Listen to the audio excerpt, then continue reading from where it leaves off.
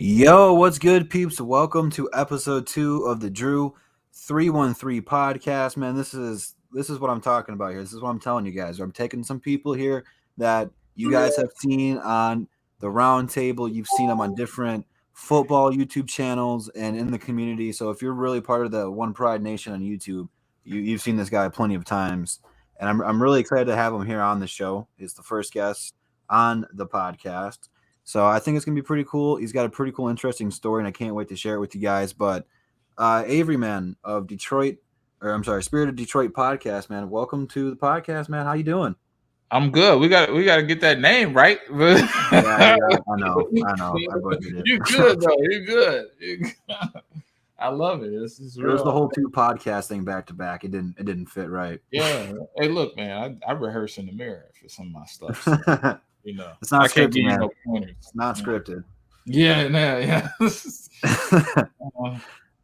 All right. Well, Avery, why don't you tell the people a little bit about yourself?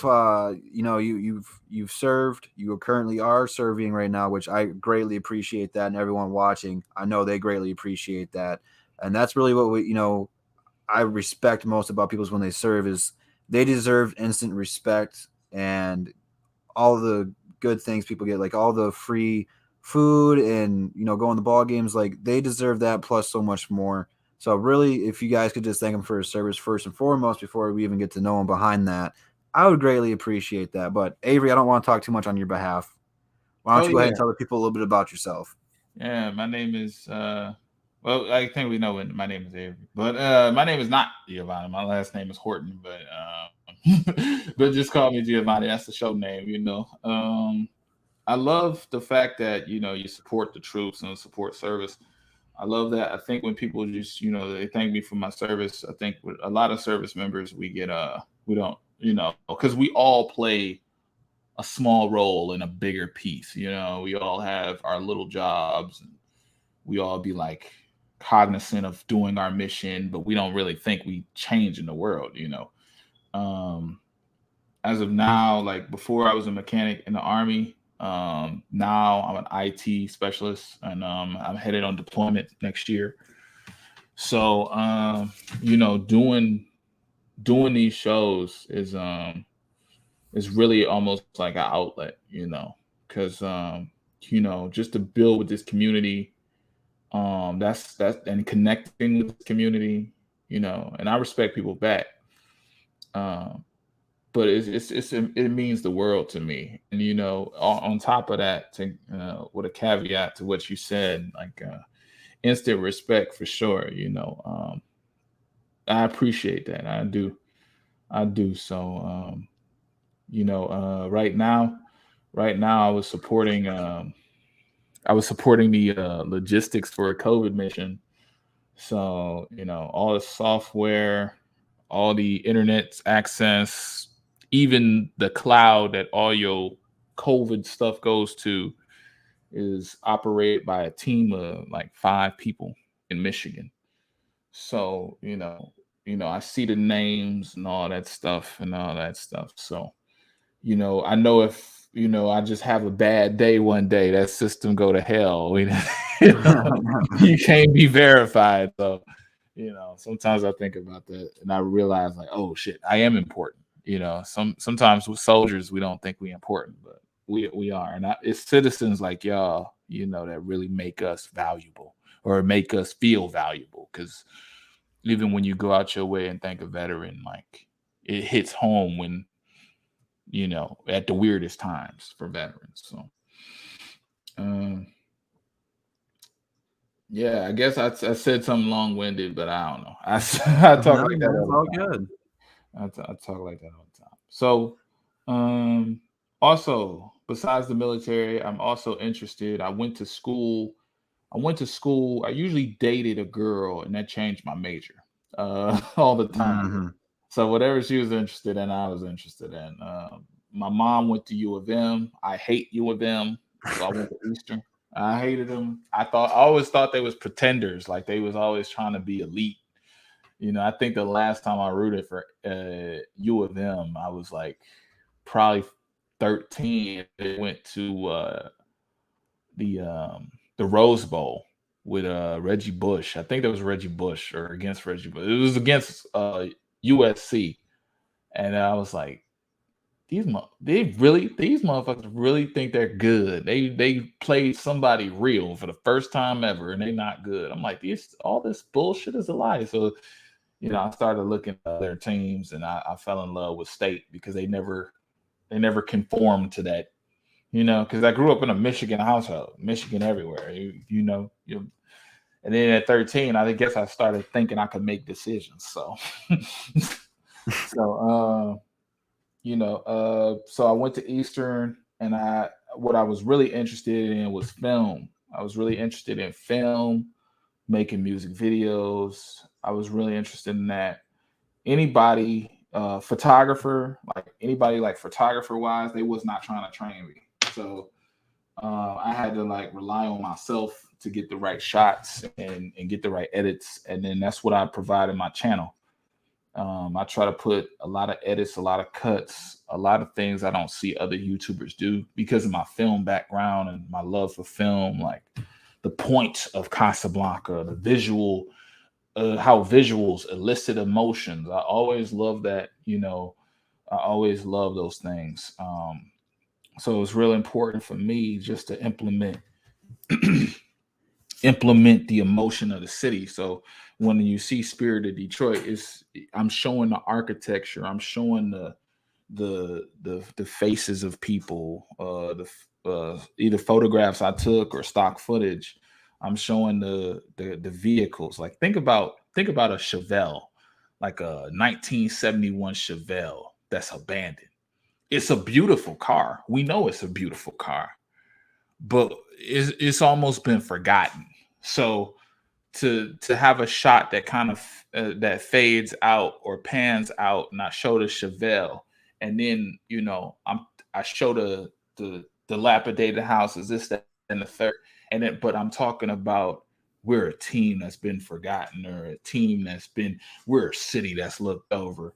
That was always like compelling to me. So I had to put that in my channel because I love those type of edits and visuals. And then I love the tenacity. We got tenacity. Detroit Drew is in the building. The dude got major tenacity.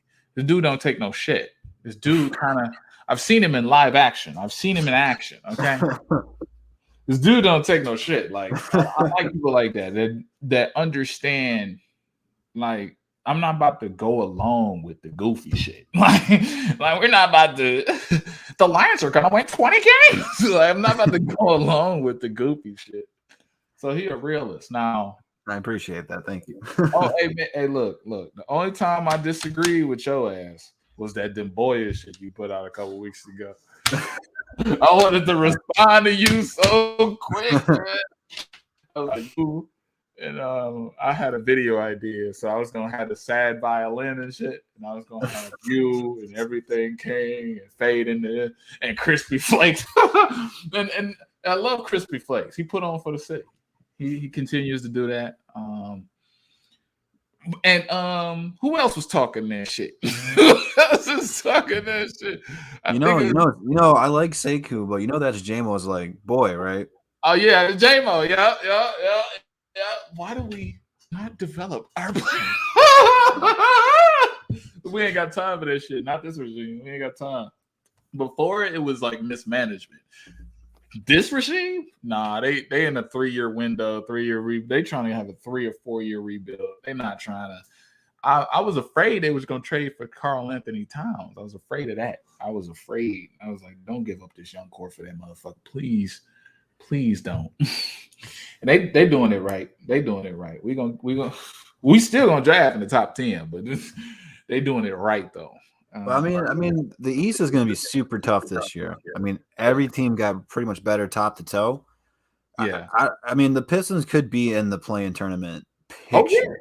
Oh yeah. But I mean, what percentage do you think the Pistons actually have a shot of? I mean, Cade's going to be the best player with the watch. I mean, he's going to be the young star, but it's not easy to carry a team year number one into the playoffs, even if it is like the 10 seed. I think so I love the addition of the 10 seed, in the play-in, and just going to 10 teams, because honestly, the same 8 8 motherfucking teams going is just the boringest thing to watch, especially in LeBron world.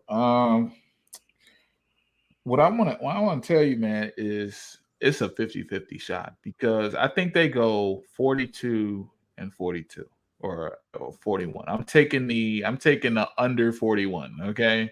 41 is the height. I think they can win 40 games. I really do. When I know the East is going to be tough.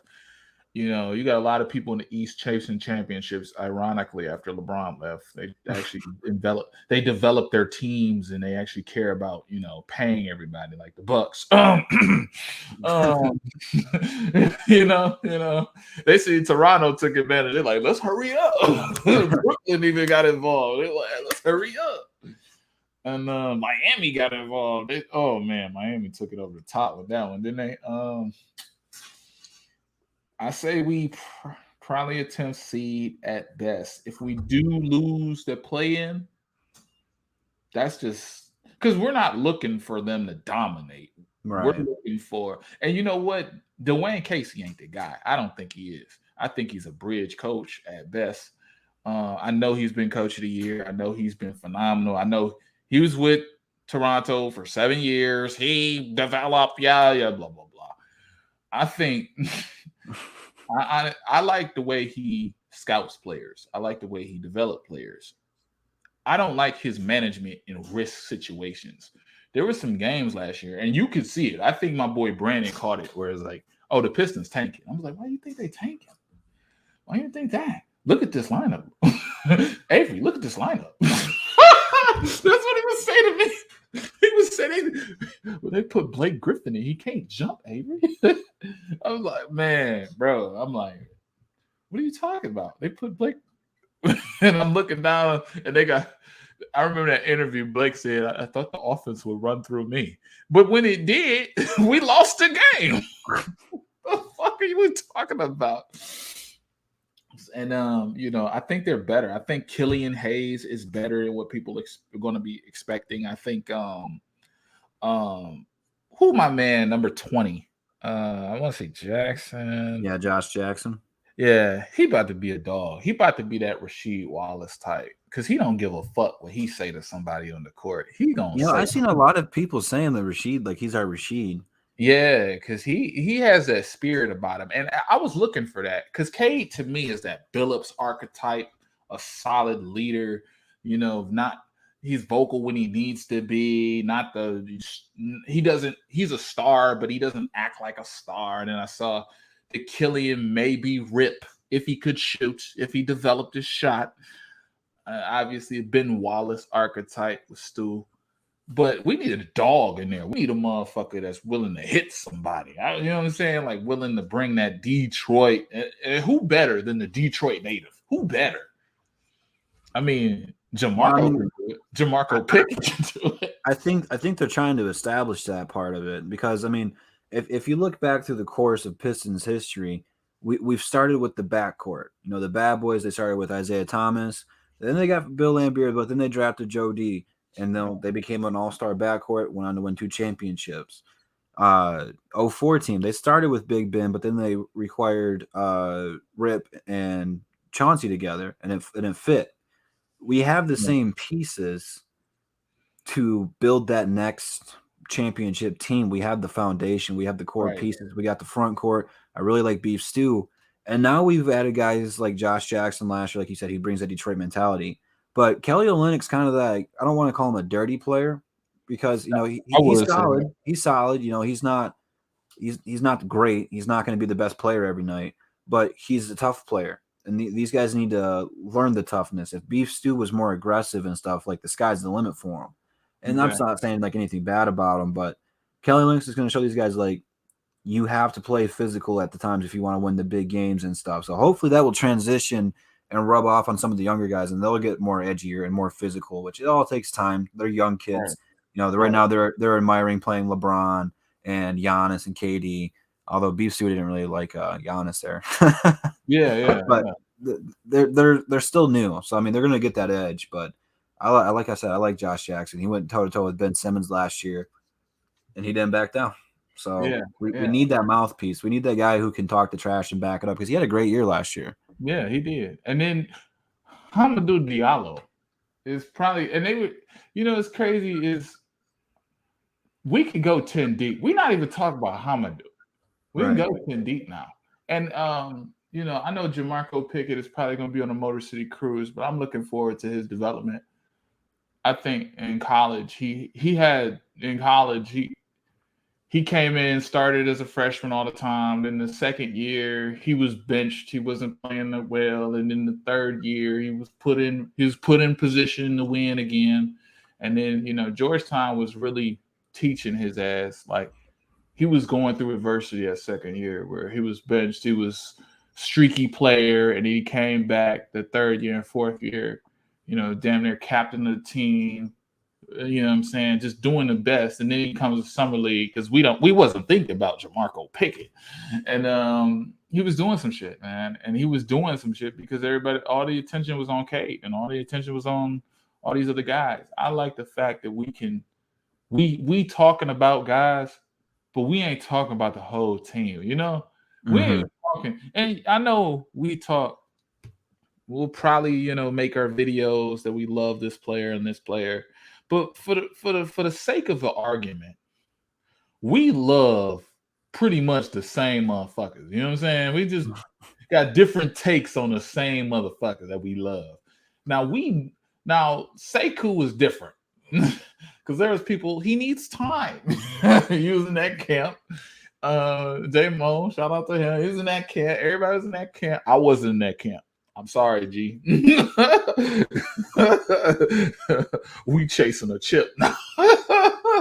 and I know we rebuilding, but I just wanted to see something. And I think they had trade suitors and they realized, oh well, we can't give you nothing.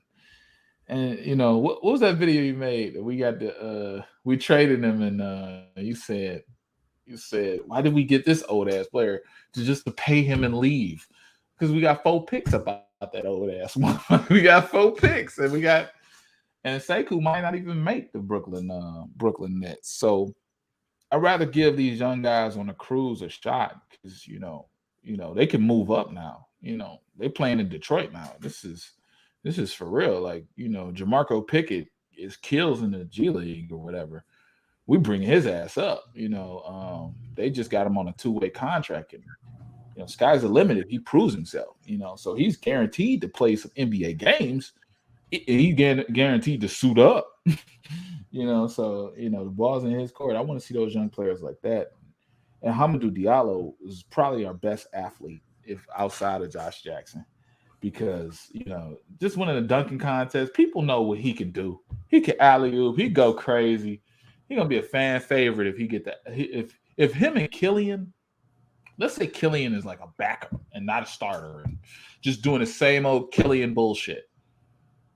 If Killian is just giving this dude alley-oops, it's gonna be a sight to see, bro. I'm telling you, that boy gonna be Jordan in this motherfucker. I swear to God. This is number 6. Who is number 2? Number 6. It's showtime. Detroit Pistons is showtime for real. Now they're gonna lose a lot of games. I ain't gonna lie. They're gonna lose. It's gonna be some growing pains. But that core, man, like 9 players under 26 years old. And then you have Jeremy Grant, who we don't, we need to be better because we don't cover this man enough, bro. He wanted to be here. He finds value in the city. He wants a long-term contract. This the shit we be asking for. This the shit we would ask Sue for. This the shit we ask everybody for. We finally get it. We ain't even covering it. Jeremy Grant resigns. Jeremy Grant in talks. Man, this team about to be some dogs. Play in, baby. It's about to be a play in. I can go on and on about that. Only because I haven't dropped no Pistons content. But.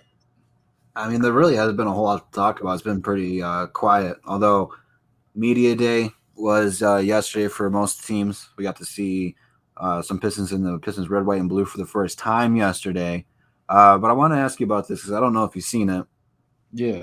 But Jalen Green keeps talking trash about not being the number 1 overall pick, which I mean, I kind of get.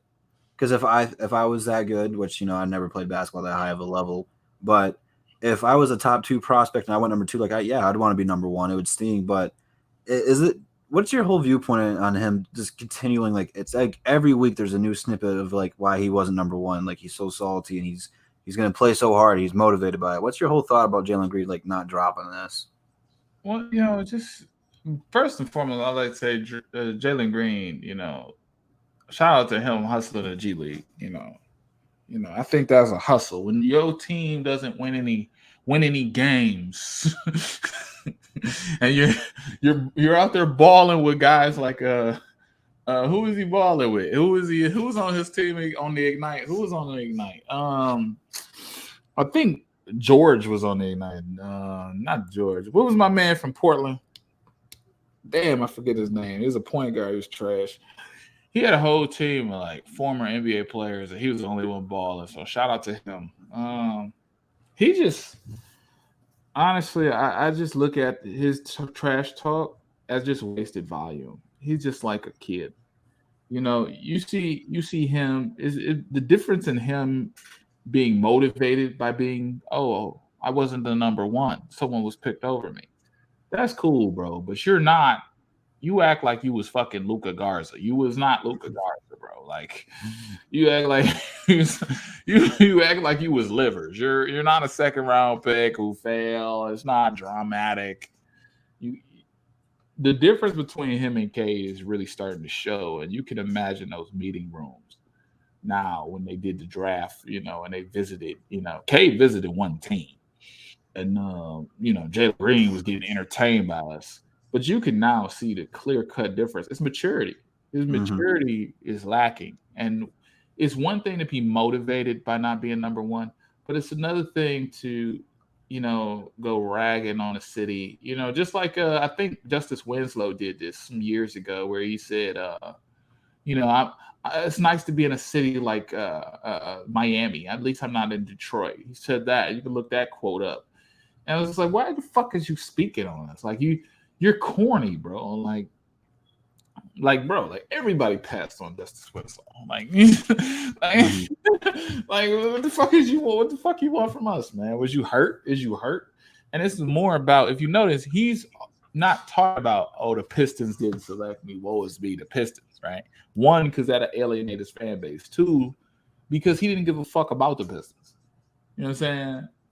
Look at Cade. He's all in the culture. He's here to stay and shit like that. He wants to play winning basketball. He talks about the franchise as a restoration. Even though we have 3 championships, we should have about 5 or 6. It's known. And we should be up there with Boston and shit, but we still recognize as one of them teams, one of them dog-ass teams, like legendary teams, especially Jordan. So he's really looking at the culture of Detroit, the history and shit. Jalen Green hasn't talked to Elijah Waugh. He hasn't. Yeah, I was just about to bring that up. Like, if you look at like all the interviews and stuff, Cade's like he's embracing Detroit. He's at Tigers games.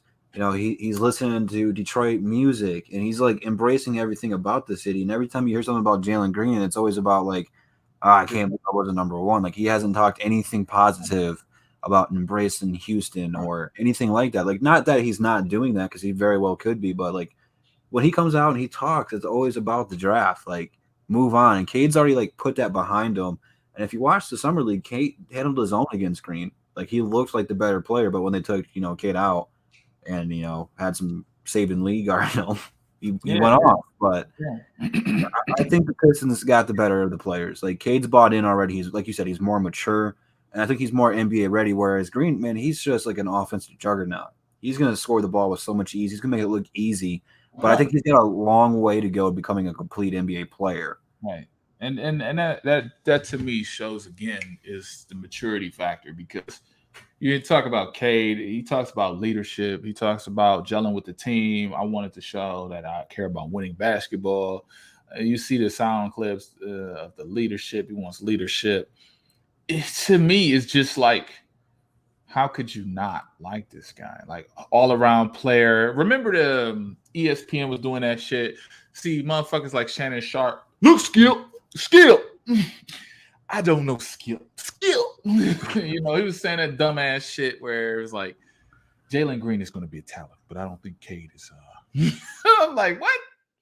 What? Come on, man. Jalen Green is probably going to be a scorer and just do the Harden shit where it's more money or I'm on to LA, or it's I'm a scorer but I'm not going to play defense because defense doesn't matter, right? It's gonna, Cade has the intangibles of a Detroit Piston. You know what I'm saying? The toughness, the work. We look. Most of us grew up in the going to work era. I'm 29 years old. When the Detroit Pistons won a championship, I couldn't believe it. I didn't know what was happening. I just knew I was hearing gunshots outside. I grew up on Joy Road. So I was hearing gunshots outside. I was happy with everything going on, but I didn't know the weight of it. Like, we champion. And I remember the commercials, the defenders going to work, and we're just like you. And, and the Quicken Loans commercials was going crazy with the they bringing in their hard hat and shit. And the little cartoon they had with come on, man. And I was just like, wow, they're really happy they won. And, the city just was different. And it was nobody I won a championship, or it was no drama like that, And I think Jalen Green gonna be one of the players that would bring that drama if he was here. He would, is Jalen Green going to stay? I will actually, is Jalen Green going to stay in Detroit? Is he going to call it a career in Detroit? I want to have he'll do some LeBron shit where it's dramatic. I want to make a decision. He'll do some shit like that. He's like, so long to the B and shit. Have an Instagram post. Like, he's that weird. Whereas Cade seems like he doesn't care about stardom or fame. He wants to win basketball games. He just wants to win. And those differences tell me a lot about the player and a lot about the play that they're going to have to do. Like, Cade might hurt himself trying to get the basketball, like, knock on wood, of course, but Cade will fight to the end to defend somebody. Like, he wants his defense to be known about. He's a staunch basketball IQ. His brother even said, like, I was probably more talented than him, but he had to want to get better every day. Mm-hmm. And even when he was out at Mount Verde, he was playing against elite talents from other schools, and that forced him to be elite. So he had to start increasing his mental. His whole journey, to me, going from a rotational guy up into a star player, like, he sound like Detroit to me. Like, just like fits like a glove. Like, oh, it was like destiny getting this first round pick, man. Yeah, and I'll never forget that night. I was so excited when we landed number one because I knew K was going to be the pick, but what officially sold me on him was when they announced it. Because I know Troy Weaver, he's not like the other GMs we have had in the past 10, 15 years. Look at everyone he's drafted so far. They're all hardworking. They're not flashy. They don't talk about them all the time on Fox Sports. They don't wear silver suits. They're not looking like the 10-man dancing. Yeah, they're not what you envision as young stars. But like Sadiq Bey, he is someone that people don't realize how good and how much his potential, what his ceiling could be. Like, he could potentially be the best player on the team, but he still got a long way to go. But year number one, he broke the Pistons 3-point shooting records. He was on course to break the NBA record, but it was a shortened season. Who knows what could have happened? But Beef Stew's a hard worker. Killian's a hard worker. Saban's a hard worker. And now you look at this draft, and I know you said you don't like Michigan, but a lot of the Michigan fans know Livers very well. They know he's a hard worker. And he's coming back off an injury. So he's already grinding, trying to come back faster, better, stronger. And then you look at Luka Garza. This guy, like, he's not athletic. He has to work hard every day. And you can see his dad on social media every day posting workout videos and him getting shots up and working hard. So all that doubt when people were talking about Cade, as soon as Troy Weaver and the Pistons announced that pick, I'm like, all right, he's a hard worker. And we've seen that so far. He's been in the practice facility every day working out. The only thing I'm surprised so far about the Cade era in Detroit is I really honestly, and maybe this is just because I thought it was a time for it to happen, I thought with the selection of Cade, the media would talk about is different. But no, we had all this Jalen Green stuff saying the Pistons should take him or the Pistons are going to trade the pick. And then once we drafted Cade, it was like, oh, should have Jalen Green be the number one overall pick? And then it's not people are saying Cade could be future rookie of the year. It's all Jalen Green right now, and then like they just talk about everybody else except for Cade. Like that first overall pick didn't really happen because Right. if it was vice versa, because you heard those reports, Houston wanted to trade for Cade. I guarantee if they would have drafted Cade, the media coverage would be insane right now. I just don't understand why they still continue to shun us from it. Like it's our time. Talk about us. We're not going to be in a deep playoff run. We're not going to be Trae Young and the Hawks. We're not going to have that Cinderella story this year. But just talk about Cade a little bit, man. But they still don't, and that's something like I've realized that like watching it because the last couple of years, the number one overall pick, like look at Zion. Did they go a day without talking about Zion on ESPN or on Twitter? No. They talk about Lonzo Ball a lot because he was a high draft pick, but they didn't talk about uh, uh, who went number one, Fultz. Right. And he turned out to be a bust, but like talk about him a little bit. It's like certain teams, no matter what pick they have, they still get talked about on national media. Oh Like yeah. the Detroit Pistons just had the first overall pick and took the best player in the draft, and they barely talk about it. Like it didn't happen. This is, the big thing for me is to show spotlight on a Detroit player. You have to show spotlight on Detroit, and that's not the narrative right now. That's not what we connected to. We're not connected to that because of Jordan. We're not connected to that because of the Lakers and Kobe. Remember that shit. We're not connected to that because there's story in the losses of like even when the Mavs won a championship. Remember Yeah, the the Dirk Mavs, and Jason Kidd. That's my squad, man. right. That squad that won that championship against LeBron, they talked about LeBron. Like Right. this is an ultimate failure and all this weird shit. That's weird to me. I would say another word, but but that's weird shit. And then when the Mavs, the Mavs owner came at him and talked to him and shit. He couldn't, Skip Bayless especially couldn't say nothing. He didn't know why do we play a zone, Skip? He didn't know what to say. He had nothing tangible. And these dudes that, they have their own opinions of Detroit and the city and this, and the third. And until like the Godfathers, like, the Godfathers, like fucking, Michael Jordan approve of talking about Detroit. And Detroit's a very good team. And until someone public like that stands out, there's not going to be no talk. So they just following suit. And they feel more credibility. I think the Jordan era brought that to them where they felt more credibility in the star in the big city. Like they felt that was good. Now LA, no Magic probably, the star and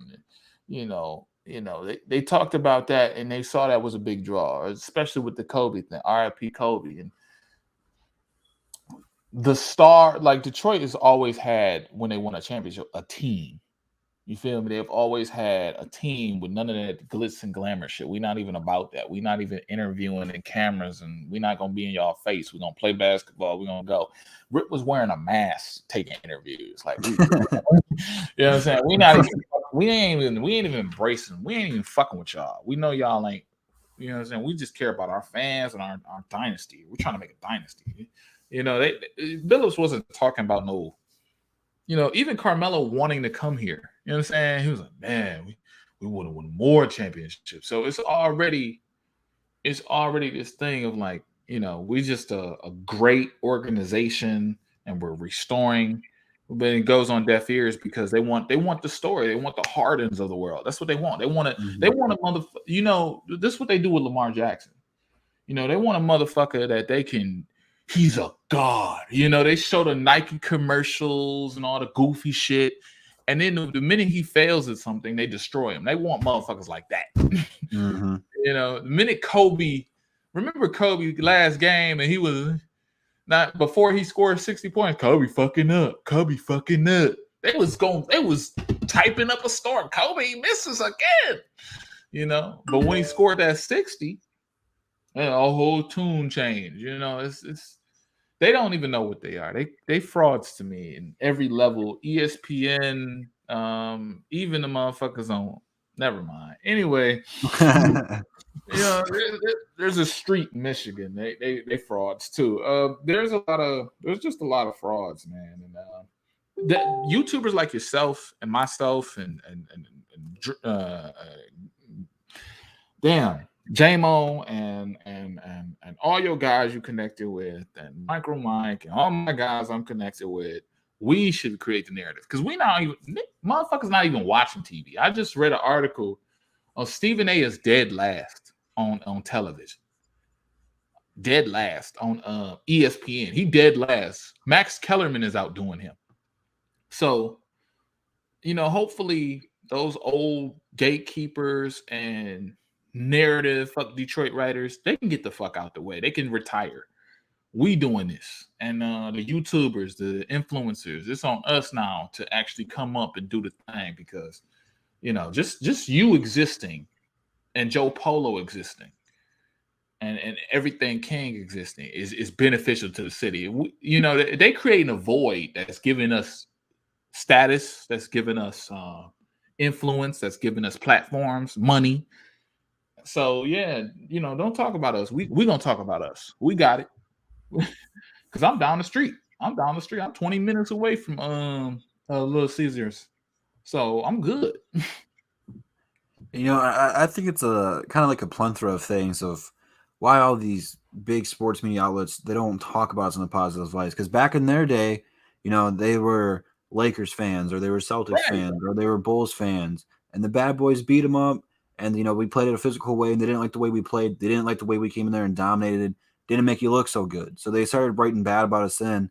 And then when we won, they didn't want to talk about it because we just beat their teams. And it's kind of the same thing in 04. It's like we shut your team down. We held you under 70 points. We beat the Golden Boys and Kobe and Shaq. Yes, Gary Payton and Karl Malone were older, but they're still a super team. Right. We beat them without a Jordan, without a Kobe or Shaq or a Larry or a Magic on our team. We have Isaiah Thomas, who's one of the most underrated players that never talked about in the light of day, but he's a top 3 point guard of all time. He might be top 2. They don't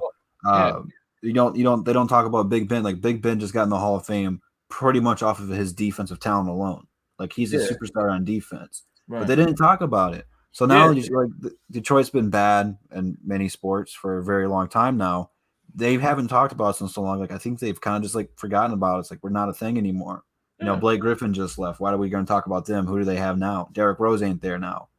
So I mean, plus I think like people outside of Detroit, they watch 8 Mile and they see how bad it looks, but I don't think they've been downtown lately. Like downtown has been revamped. It's like a great area to hang out. Like there's so much to do now. The food's great.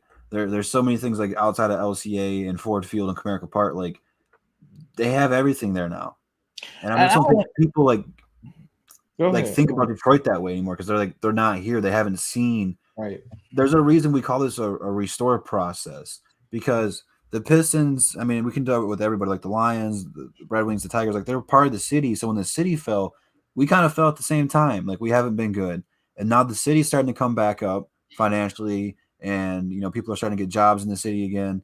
And now the Pistons are starting to come back up. That's why the restoration thing like hits deep is because it's like they're coming back together. But people outside Detroit, they don't see that, so they're not going to talk about it like that.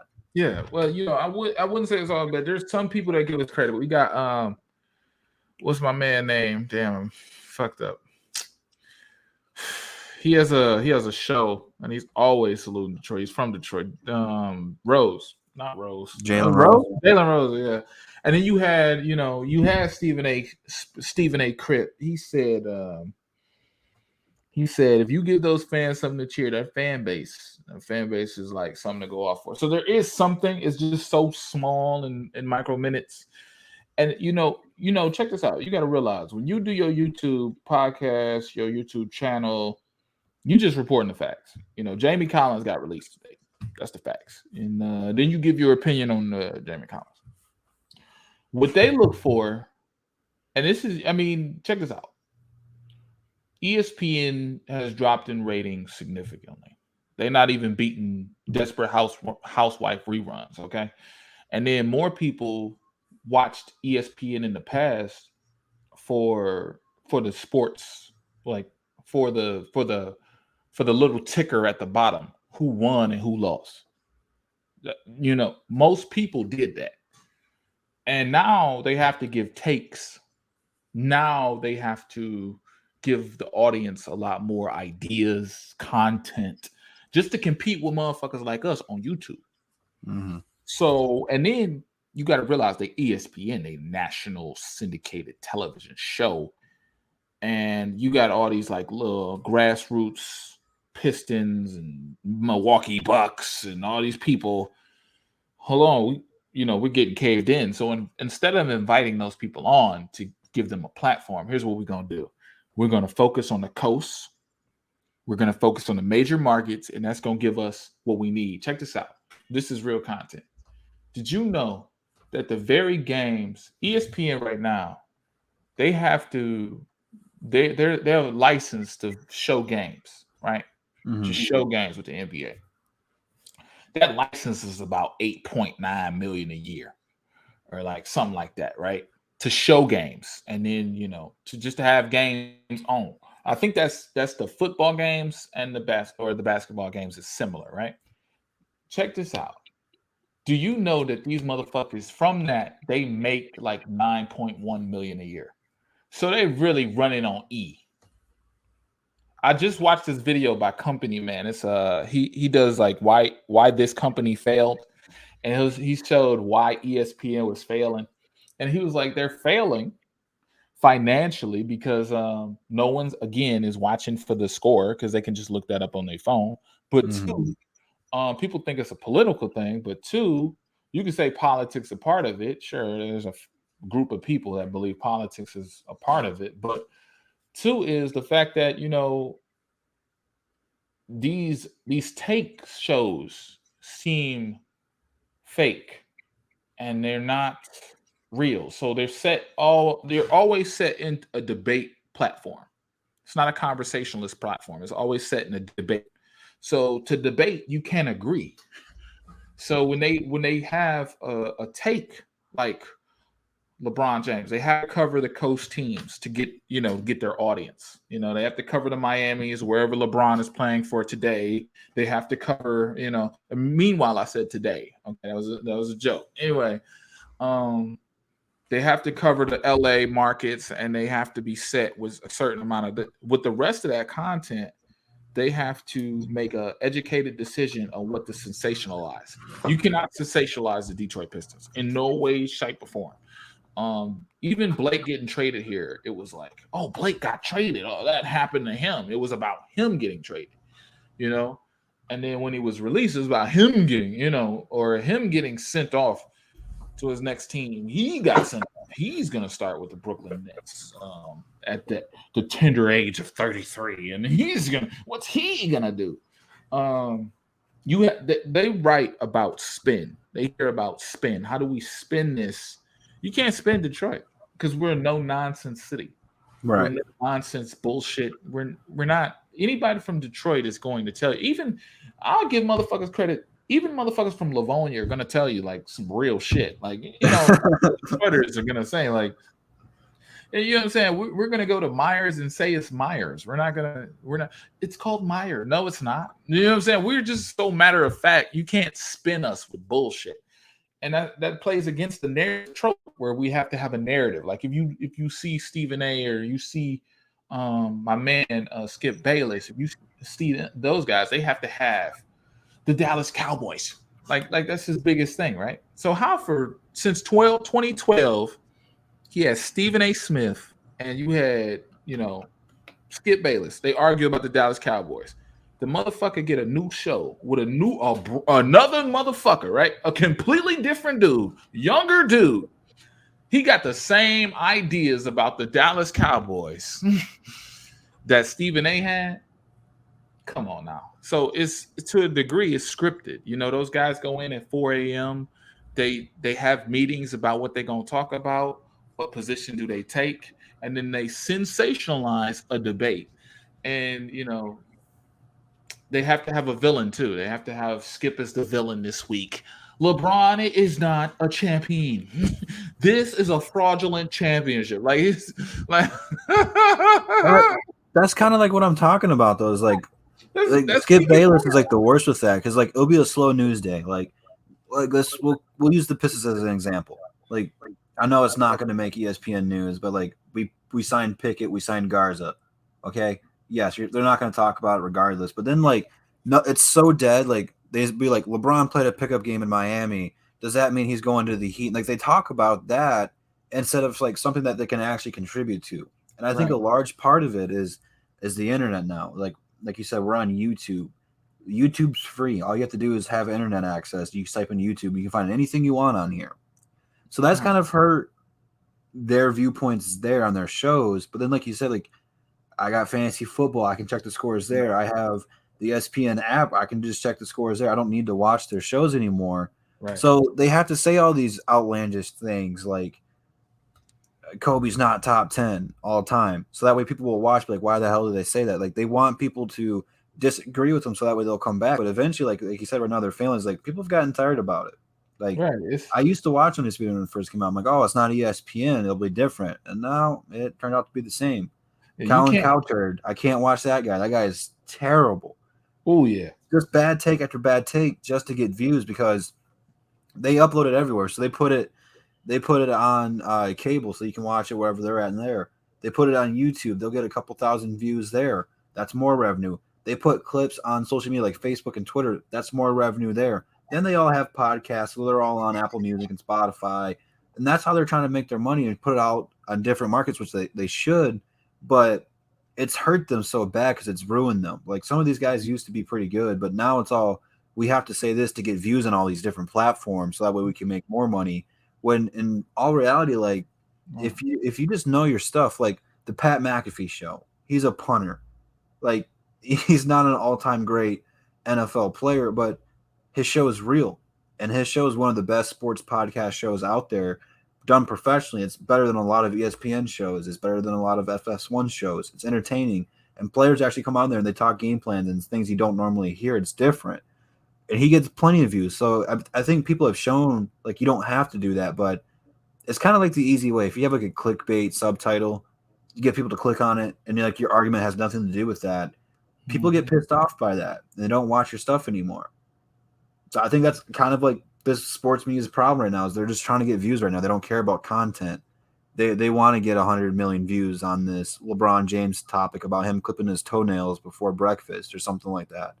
It it's a problem, and I think now a lot more people have taken this into their own hands. Like a lot of us started talking about Detroit sports because 97.1 was so bad and we couldn't take it anymore.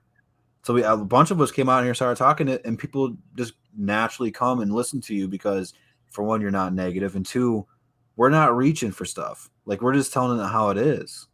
Whereas the Mhm. national media, man, they want people out of the states who can't watch it as much as we do. They want them to come over and watch it. People in England want to come over and listen to LeBron James and Kevin Durant all the time. They don't want to Mhm. hear about the Pistons who are rebuilding. Mhm. So, I mean, I see what they're doing. It's just a huge problem, and it's why they're failing. Yeah. Yeah. And then the YouTube community, it's on us. We can't have no cancerous and toxic little bullshit going on. We can't have like I fell victim to that too. Like that's what makes some people funnel back over there because the YouTube community be disheartening because our YouTubers, It can be tough at times. Yes. yeah, the YouTubers now want to some YouTubers want to say anything. I want to you know the water bottle can play better than Seiko Duboya. Like they say anything like Right. so we have to mind our business, and when we mind our business, we can't focus on ESPN because I told a subscriber of mine, shout out to Gilbert Patella, I told him like he was like, why aren't you talking about what they said about Detroit? I don't give a fuck. I don't give a fuck. It's like, do I expect like if I search for validation, would that validation matter? People give validation, um they give like pity validation. They're like, they tell the ugly girl she's pretty. They tell They tell the boy in class who got the bad grades, he's a genius. They give participation trophies out. I don't want no validation. If the media wasn't fucking with me before, if Cade got drafted to the Houston Rockets and it's a completely different universe, and Shannon Sharp, Skip, I love Cade, Skip. He's the man, Skip. He is a genuine player, Skip. All that goofy shit, we know how they would respond. I still don't want their validation. It's because it's fleeting. You know what I'm saying? I think what taught me the most was what they did to Stafford. The first grumblings about Stafford in 2011, not now.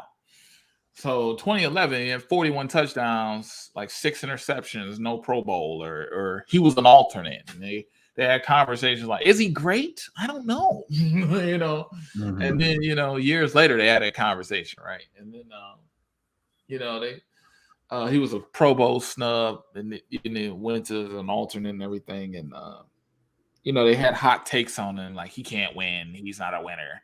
And then once he get traded, Matthew Stafford, he looks rejuvenated, fresh legs. Players love him. He's amazing. Like, yeah, shut the fuck up. Well, I mean, when they said they were going to trade Stafford, everyone else was like signing. Who was the other big free agent quarterback? I don't remember. But like people were trying to trade for quarterbacks. Wentz. They're talking about trading for Wentz. Like they thought like that would be a better trade. Like they didn't talk about it. Then Stafford goes to the Rams, and it's completely like, he hasn't won any big games anymore. Which they still bring that up every once in a while. But it's like, man, Sean McVay and Stafford. Could you imagine? Which it's fine. Like I'm pulling for Stafford. That's my guy. It's just like they put him in a different light because he went to a big city. They know how good these players are, but when they're on our platform, they don't want to talk about it. So they don't like to say the Lions. They haven't won. They don't want to talk about it, except for when it's Thursday and like, the Lions are winning. Oh, they lost. Like they love it. Yeah. But like as soon as Stafford went to the Rams, they can't stop talking about it. But like when he was on the market, they didn't talk about him at all. Yeah. He was on the market. What does a guy like that give you? I don't know. It does Right. Patrick Mahomes shit. We ain't even. You know what? I just can't. I can't with the media, and that's why I'm in the media now, because I wasn't getting that before. I mean, I've had videos stolen, ideas stolen, things like that. I've been criticized here and there, but still, the fan base is what keeps me doing this. The fan base is what keeps me like faithful. The team, I have a passion for the team, whatever Detroit sports team it is. And if I knew anything about baseball and hockey, I'd be over there too. Okay, so I feel like it's on us, because if they did give us validation, they've been fake for so long. You know what I'm saying? Right. They've been fake for so long. Like I remember remember last year when we played Green Bay and there was a fake call and shit, hands to the face. Colin Cowherd, you should have did what you needed to do to win the game. Like that was his take, like against Detroit. Like it's your fault. Fuck. Oh yeah, the call is bad, but yeah, let's not talk about the call. Like, yeah, it's weirdo shit. And then to get validation from that person, bro, now you just want clicks. Now you're using me as some type of scapegoat, or some type of you use me as a scapegoat, and you use me as this like thing you want to create bigger and blow up and then destroy me when it's all over. Like the shit they do to Lamar Jackson. His rookie year, he's phenomenal. He's an MVP. Second year, oh my God, is Lamar Jackson an MVP? I think he is. He's amazing. Blah, blah, blah. Get to the playoffs. Yeah, he is not in what we thought he was. He is a phony failure. He is a running back. I'm not sold on Lamar Jackson. And all these stories just kept coming up. And now they're not talking about him like that, because they expect him to win a playoff game. They expect But now they want to, if he don't go to the playoffs, let's say that division stack, right? Cincinnati is whooping people ass magically, and Pittsburgh is Pittsburgh, and the Browns is the Browns, right?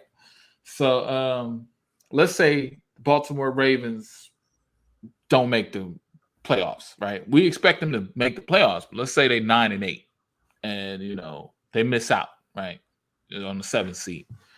They're going to crucify Lamar Jackson. Maybe, I don't think they believe in him. He can't get a new contract. he's not worth $200 million. They play somebody up to just destroy him later. So even if we got the validation, they would destroy us in the end. If I see it, it's hard for me to articulate it, but I see it. Yeah, I think I know what you're trying to get at there. Let me ask you this, and then after this one, we'll transition into some more Lions talk. But I gotta ask this in the last one because I talked about my influence, and like when I talk about my videos, like the music behind it, like it purposely fits. Like if I'm angry, there'll be a song that's like either a diss track or you just can feel the emotion through it. And I mentioned like Eminem and Drake, and people wanted to know uh, top 5 rappers, and we were talking about it off air. You said you manage some rappers, so I'm very curious. And I think this is like the perfect person to ask right now. But who are your top 5 rappers all time? All time? All time. Man, I'm gonna get judged for this shit. Yep. I think I might ask every person who comes on the show this because I want to see what people's reactions are. Okay. So I would say without hands down, I'm gonna put a female in there. I'm gonna put a female in there. I'm gonna put Is this number 1? No, fuck no. I'm Okay. starting 5. Okay, starting 5, working our way up. Just wanted to clear that up. Yeah. I would say 5 is she didn't probably have enough to people. Queen Latifah. She was the one, for ladies and gentlemen. She was the one to do it without showing her ass or talking about her pussy. She was that. Okay, so there is a lyricist female out there that can not talk about her pussy. So she was talking about unity, self-respect, shit that women don't have no more. I have a fiance though, so I'm not no MGTOW dude like mad and shit. I'm really saying like and then 4 would be J. Cole, of all time. Yes, I know. I can't live without J. Cole. I'm gonna say J, DMX, and one person. I can't not put him on this list. Nah, I've already mentioned 3, right? Oh, 4. You got 4. Yeah, so I can't not put this man on this list because his early stuff is great. The shit he's coming out with post 2010, I don't know what it's like. Okay, Eminem, and I say Eminem because the body of work. Now the shit now, no, I wasn't a fan of Berserk. I wasn't a fan of none of that shit he was doing. Did you listen to Music to Be Burned By? You know what? My girlfriend played that shit all the time. I was asking her why you like this album. I didn't listen to it, but I hear her playing that shit when she's upset. When she's upset, I don't want to say it's like he's in his old self, but he kind of puts in multiple of his songs like how he can't be his old self. Like if you listen to the bars he says, like there's sometimes in those like you have to rewind it to hear what he said because he just rhymed 3 words that sound the same that mean completely different things, but it makes sense. Like if you listen to it, which I highly recommend, it's probably his best album he's put out since the LP, the second LP. It's like it's good, but you have to like pay attention to get to listen to the lyrics and like watch the lyrics to understand it all. Like, can we shine some light on the battle rappers? Like, I mean, like Cassidy, Clicks, Hitman Holla, Sirius Jones, Murder Mook. Like, I want to shine some like them the battle rappers. Like Cassidy was a king on a battle rapper. Like we talk about Eminem doing a whole 8 Mile, the fake shit. Let's talk about motherfuckers who really did battle rap and came up under like battle rap because I don't know. For me, it's just like I could say the greatest of all time, and someone right now is saying, "You ain't say Biggie, too much, man. Come on, You man." know, I think it's different with music though, because like even if you just go outside of like rap, like we can use rap. Like people will say Jay-Z's a goat. I'm surprised you didn't mention Tupac or Biggie in the mention. I was going to ask you about that here in a second. But Yeah, like people have a different goat, but it's okay because people feel music differently. Like right. rock and roll, like there's so many different genres of rock music people could pick from. So like it's going to be different, which is the same thing with rap. People rap different. They have different flows, different vibes. Their beat sounds different. So it's like it's open because people will interpret it different and feel different about it. So I don't think people are like too hard about it. Now, if you said something like ridiculously about who would be the GOAT, then people could. But like I think this is like the most I don't want it's like people don't feel the same way about it. So like every person's top five is Mm. different. I'm gonna take Queen Latifah out. I'm gonna put Lauryn Hill in there. Okay. I'm Okay. gonna put Lauryn Hill in there. I will probably say your top five is probably the one like I haven't heard too many people in that combo Yeah, before. So it's different. yeah. Because I appreciate that. Because first and foremost, the thing I didn't put Tupac is that Tupac is a better artist than lyricist. If I go off lyricism, Biggie should be in that conversation, correct? Okay. But at the same time, I never really connected with Biggie. Life After Death was a classic and everything, and that's great. I still have a problem with your album dropping after you die. That don't look right. Right. That don't look correct. Do that look like nice? And then it's called that. That look fucked up, right? But I just there was people I connected growing up with that was different. Like I connected with Kanye was my guy, up until 808s, and then he got me back with the Twisted Fantasy, and then that's the last. I think that's the last time I really liked him. And Kanye was a goat to me for a long time. College dropout.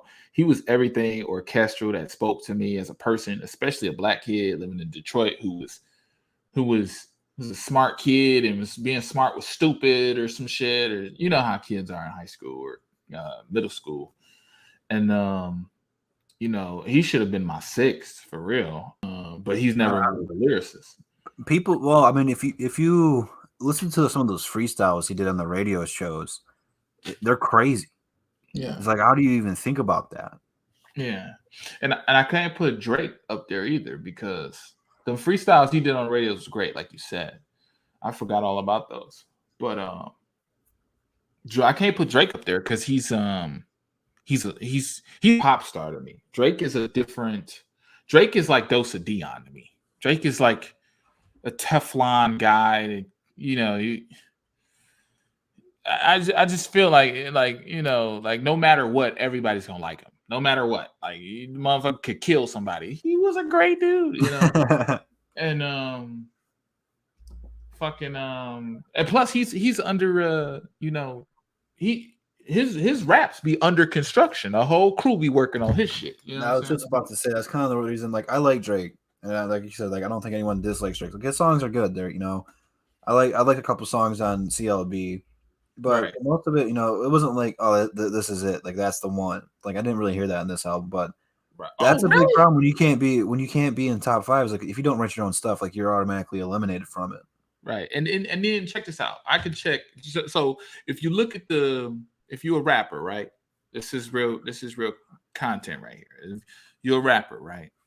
And you got your stuff on I want to say like it's mixed something. I forget what it is, but it puts all your shit on different platforms, right? And you got a song, and you and your boy in the studio, you making this song, and your boy gives you a line, okay, or he tells you to say it like this, or I don't consider that ghostwriting. But when you have a dude writing your shit, sending you emails about you, Mm-hmm. like visual evidence. So check this out. If you and me in the studio and you say, all right, I say, darker the berry, the sweeter the juice, something like that, right?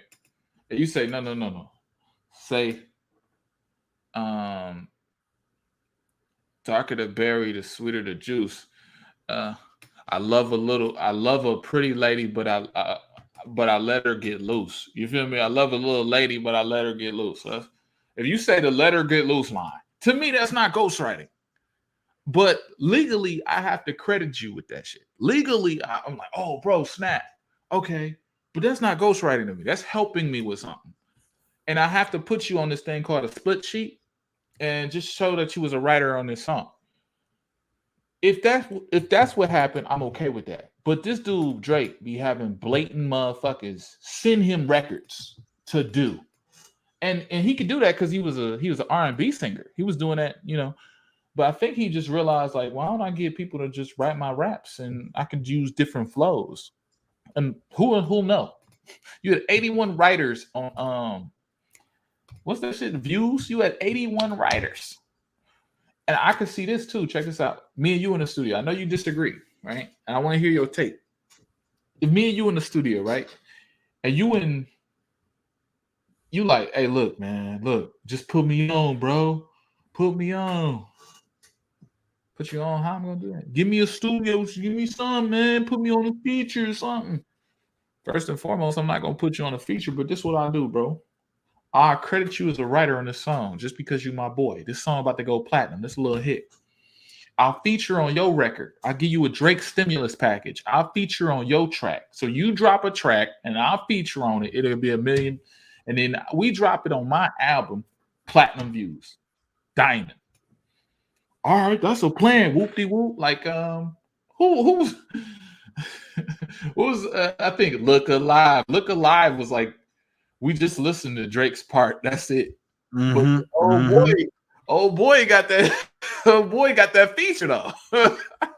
He got that feature though. He got that Drake stimulus package where that song was everywhere in 2018. That song was everywhere.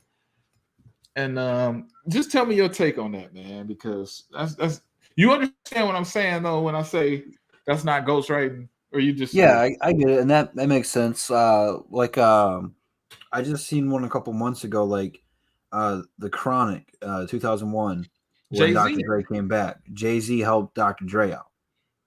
Yeah. That's not really ghostwriting. That's What? too.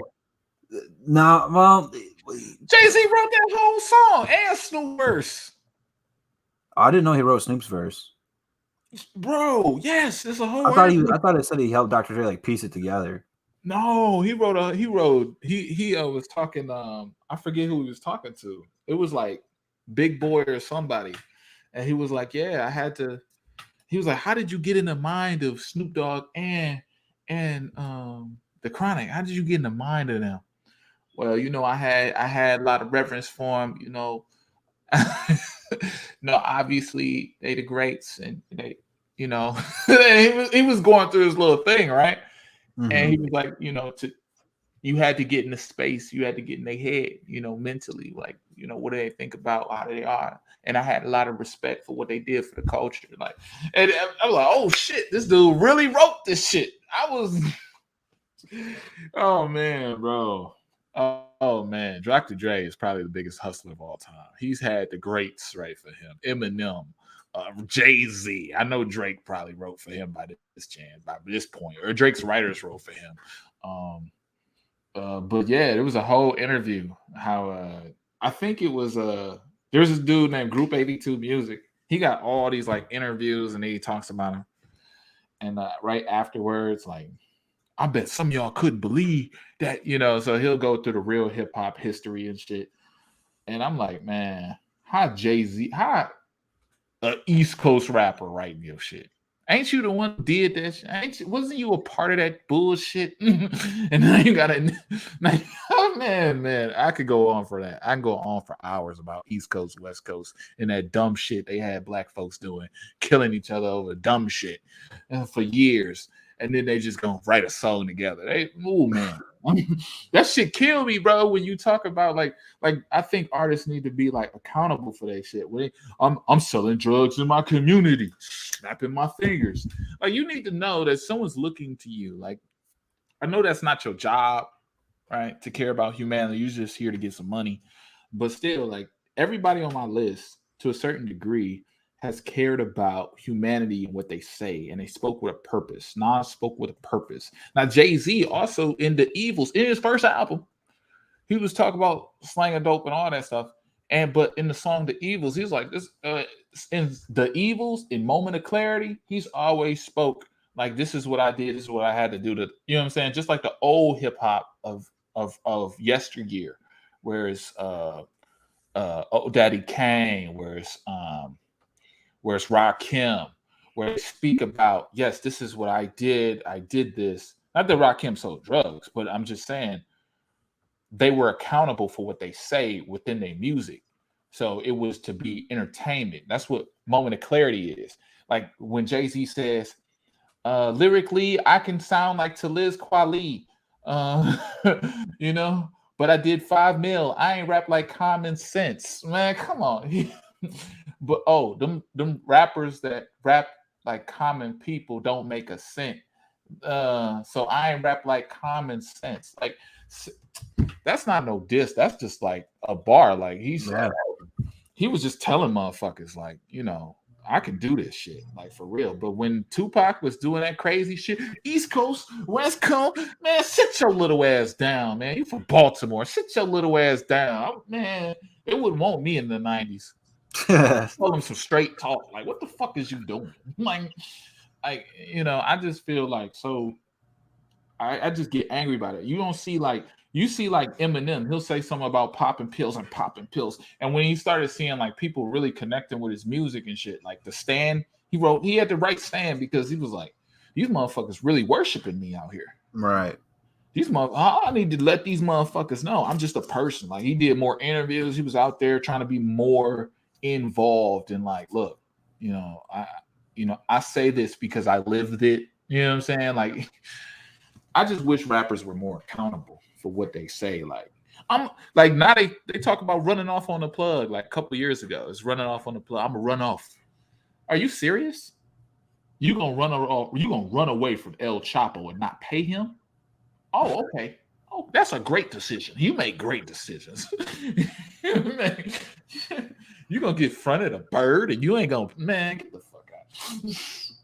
You know, they talk about East Coast and West Coast in terms of hip hop, but you know, Detroit's got its own little section of hip hop too. We got so many Detroit rappers. Right. I have to respect Big Sean for what he did for Detroit too. I love that album. So you don't like Big Sean? I love Big Sean. I love Big Sean. Oh, okay. He's one of my favorites right now. When people say I have to respect what he did, no, like, that one was for the city. That I don't know how many people listen to Friday Night Cypher like all the time. I listen to that probably 5 times a week still. He had Payroll on there. Did he have Payroll on there? And he had the Prince. I feel like he had everybody on there. Yeah, he pretty much did. He said the song was so long. He had so many more people on it too that he had to cut out because the song's already like 10 minutes. But that's better than Detroit versus Everybody shit he did with you talked about how like the community right now in terms of YouTube, it's always like there's always something going on. There's always someone bickering, rather if it's the subs, rather if it's 2 YouTubers going at it. You know, like Eminem's probably the biggest rapper to ever come out of Detroit, hands down, not even questioning it, right? Mm-hmm. For some reason, him and Grizzly didn't like each other. They were fighting. Big Sean told him to like put that stuff aside and come get on this album real quick and make it a hit. Like he's unifying the culture because we can't go against each other because who else is going to help us? Like no one else is going to talk about these other guys in the same light. If like Eminem did this and put somebody on, that's going to mean a lot more. It's not going to happen. Like they're not looking for the next big rapper out of Detroit. Like this meant so much for Big Sean to do this because, you know, Big Sean came up through the big guys. Like how many hits does he have with Ye, Lil Wayne, and Drake? Right. So he's already put out there. So now he's helping the people from his own city kind of get that light. So I mean, that album, I love it. I love it a lot. Yeah. I was kind of curious about your 2 cents about that album. So I like Lucky Me. I play Everything You Missing every time I'm sad. So I got like anxiety. I got like bad anxiety. It was developed over years. And then it just got worse when I got in the service. So, but it was always bad. So it was always itself. So I have to remind myself to play Big Sean, like shit like The Light, like songs like that. Like when Big Sean, this Detroit 2, Detroit 1 was better. I don't care what you be saying. I don't, Detroit 1, Detroit, that was the best. Like from start to finish. Detroit 2 is hopeful. It makes me feel revived. It gives me that sense of I matter. The city matter. We matter. Even though we're going to do this, and this, we matter. Big Sean to me is probably I fuck with Big Sean. He was always my top 6 of that branch, that little group that came out because you had Drake, Wale, J. Cole. All of them came out at the same time. So Big was always like the 6th man or the 5th man because him and Wale was just back and forth, in my mind, I think they had this B tier and this A tier where it was Kendrick and Drake. You know the story.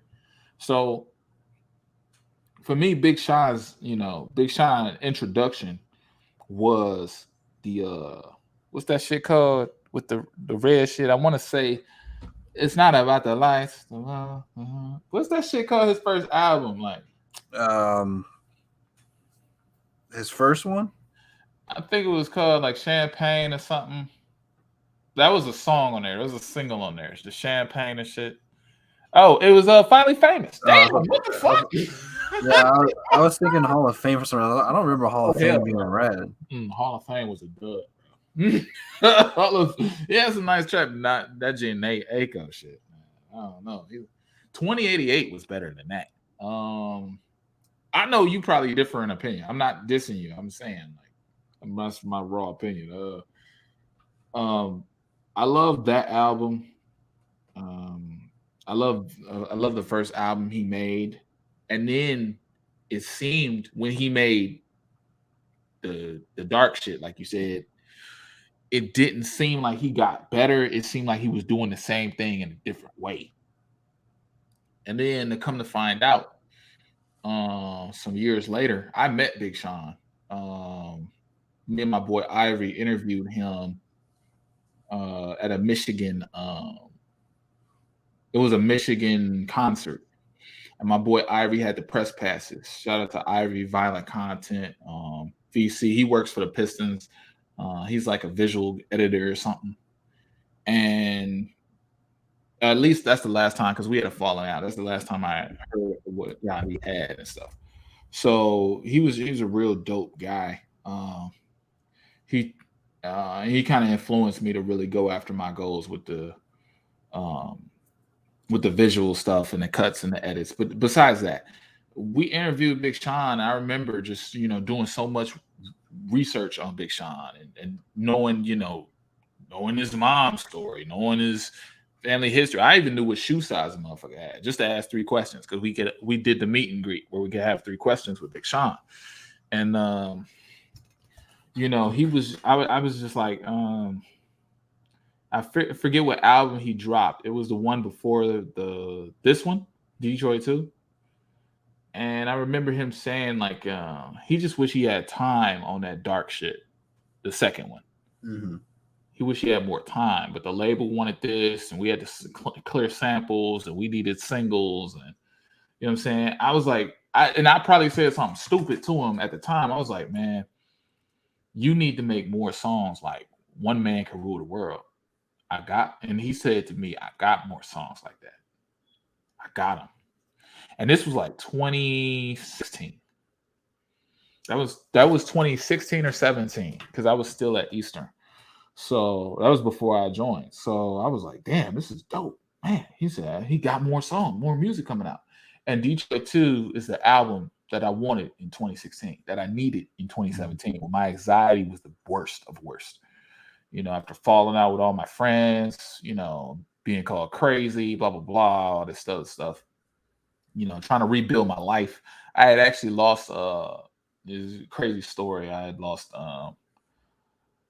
my phone, which contained, I had like 2 Bitcoin. It was terrible. It was by far the worst thing in the world. And I couldn't get back in my Coinbase. It was terrible. But anyway, it was a bad year, 2017. But having that conversation with him was dope. This album that he made was amazing, like you said. It was. I'm thinking about that Bitcoin right now. I'm so fucked up about that. That'll fuck you up, man. That'll fuck you up. I bought it at $300. Um. Anyway. Yeah. So, and that account is probably locked permanently. Yeah. So. Um. Yeah, for me, is his value to the world, man, is just like a value to Detroit. Like just doing what you said, like connecting the cultures. I wish he did that earlier in his career and put more people on, but he's doing it now, so I can't fault him for it. And he's still got a light on him. He's still the man. He's working for the Pistons. He's working with them now. You know, he's about Yeah, to I can't wait to see what the jerseys he comes up with, man. right. I know they're gonna be dope. Yeah, they're gonna be lit. I think he gonna bring back the Thunderbolt shit. I really do. That feels like his style. Yeah, because on if you go on StockX right now, he got a Pistons jersey up there, Big Sean X, the Big Sean X Pistons. And them jerseys gonna be lit, man. I'm telling you. I can't wait. I definitely can't wait for those. Mm-hmm. I don't want to cut you off because we've already been on for an hour and 20 minutes. I'll definitely have to get you on because we didn't talk about Lions at all. But I have to go pick up my daughter right now. Yeah, I greatly appreciate you coming on, man. We talked a lot of great stuff. We touched a lot of great topics, and I definitely want you on so that way we can talk about the Lions and then talk about that whole mess that's going on for the last couple of years and really dissect that. So make sure you guys do go subscribe to him on YouTube. It's Spirit of Detroit podcast. He's almost at 1,000 subscribers, and we want to help him get there. Definitely, I'll put his link in the description. Go check it out. Do you got anything else you got to plug, or you want people to follow you at? Honestly, just check out my YouTube channel. Give me a chance, and shout out to just everybody in the YouTube community. I see a lot of genuine support for everybody. Really, to me as a person, as an artist, I guess, and I appreciate that. So I just want to thank all the people, in advance and the people prior to this that really supported my message and really support my artwork and what I'm doing. And then I want to shout out to all the YouTubers, the influencers. Just keep doing what you're doing for Detroit sports because you are necessary. You are needed. And love y'all. Absolutely, man. Make sure you guys do check him out. And be sure to check him out like when he's on the round table. Even if he's not on the show, he's always in the comments. You guys can go chat him up and have some debates in there. But this is what I'm trying to do. This is a big topic we talked about is the culture of Detroit and bringing people together. You guys need to find these channels that aren't put out there by the platforms yet. They're not on your recommendation list. And I'm trying to help you guys find these guys because I've heard him talk to Luke G about the Lions countless times. And he's intelligent. He knows it. He backs it up with facts. He can break down game film.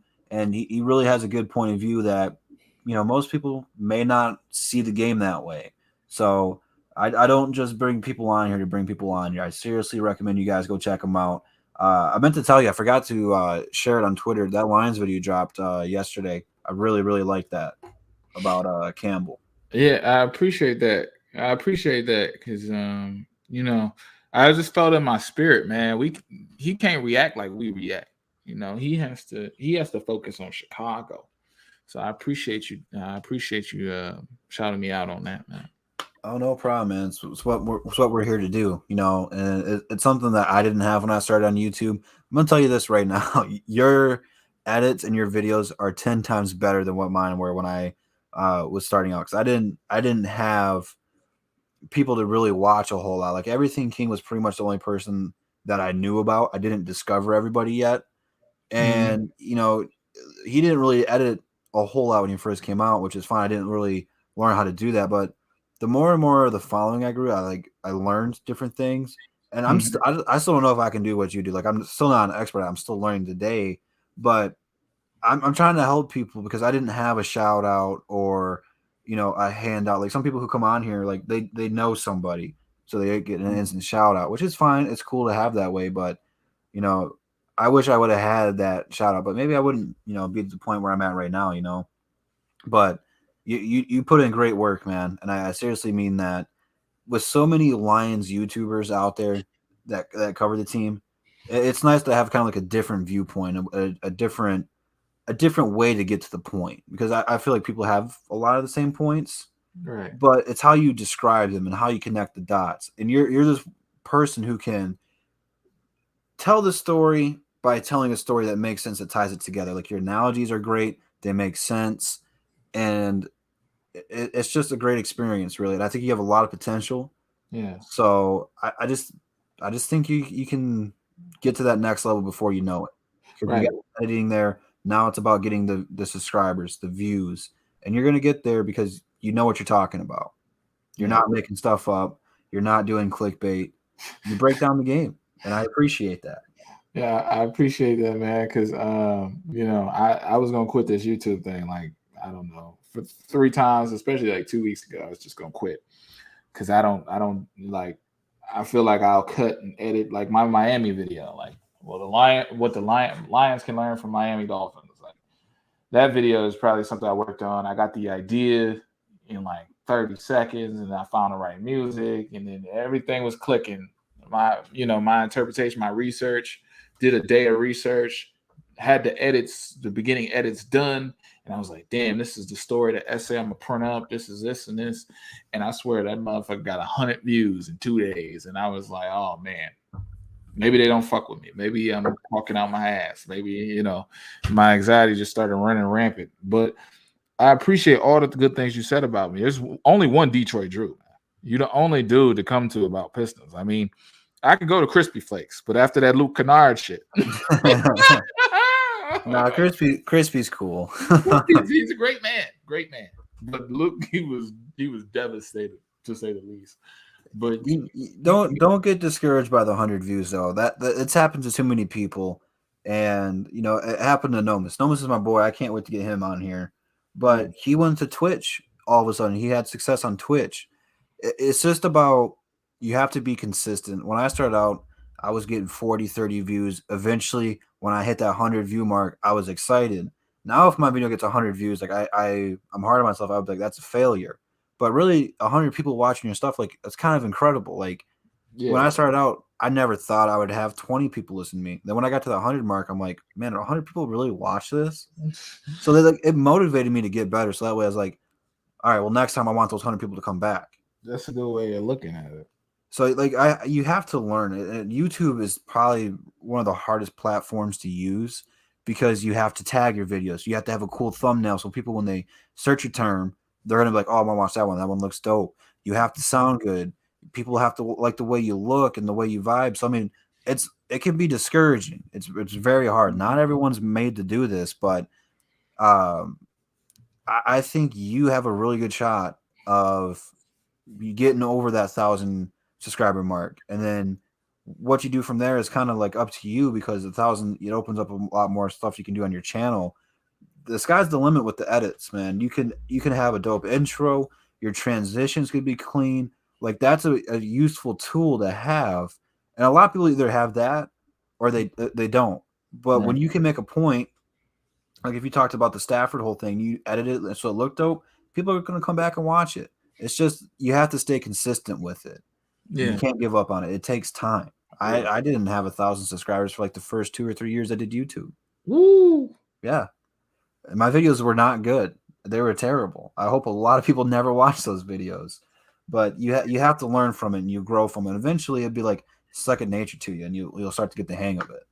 Yeah, because I do have support from YouTubers, and what killed me is like the YouTuber. There'll be some. I remember I had Luke G, Gridiron Blitz, Micro Mike, freaking. I had all these people just watch my video, and it was like, it's amazing.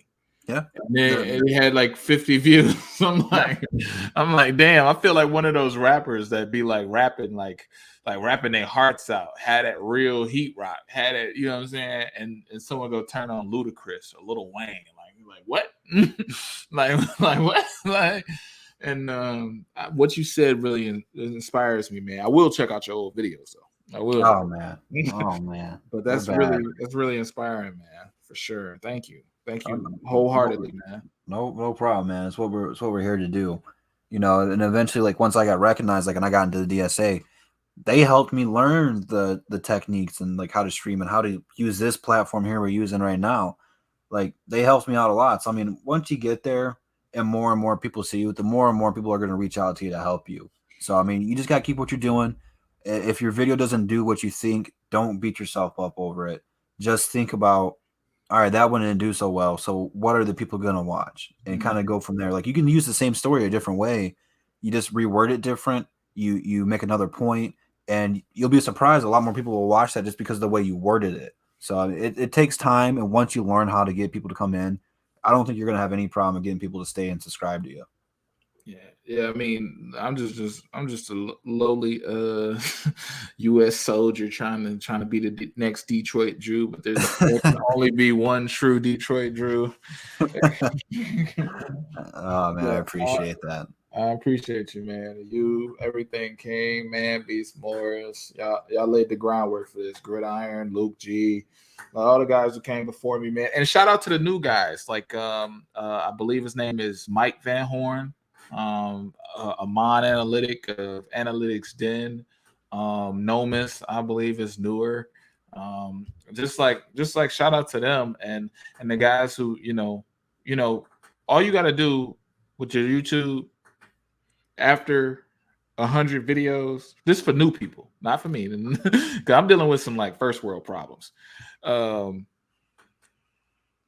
Get to 100 views, start the YouTube, and get to 100 videos, and then after you did 100, whether it's every day or whatever, after you get to the 100 mark, tell me if you still want to do YouTube. So you got to start today. For all the people that's listening to this, start today. Whatever you want to do. You want to work out, whatever the fuck, just start today. Make that one day, someday, today. How about that? Make that shit today. That's all I gotta say. But you just encouraged me to keep going, man, for sure. Like you and Luke G, like just talking to me in the last 2 conversations I had with y'all. It's been for sure. That's good, man. Because we need, like, I know it might sound like a bad way to word it, but we need more people to come on the shows because we need different viewpoints. Because I'm sure eventually people are going to be tired of hearing Detroit Drew ramble on about Dwayne Casey and Cade Cunningham. I'm sure people are going to get tired of it. So when we can get we need faces on there and get them out there, like Joe Polo, man, he's an up and coming Detroit Pistons YouTuber. Like I think he's at 3K now, 4K, somewhere on that ballpark. Joe like, Polo is a giant. You gotta check him out. Like, yeah, he's a giant. He's the young guy. You gotta check him out. Yeah. So that's what we're trying to do, man. I know everyone at the DSA wants people to grow because we want you guys to come on the round table and above the rim and talk sports with us. So I greatly appreciate you coming on, man. And I really hope your channel starts to go off. Yeah, it's about collaboration, not competition. All right, man. This has been episode 2 of the Drew 313 podcast, man. Make sure you guys like the video, subscribe if you're new, and go check out Spirit of Detroit podcast, man. Thank you for coming on, man. I hope you have a great night. Yeah, you too, brother.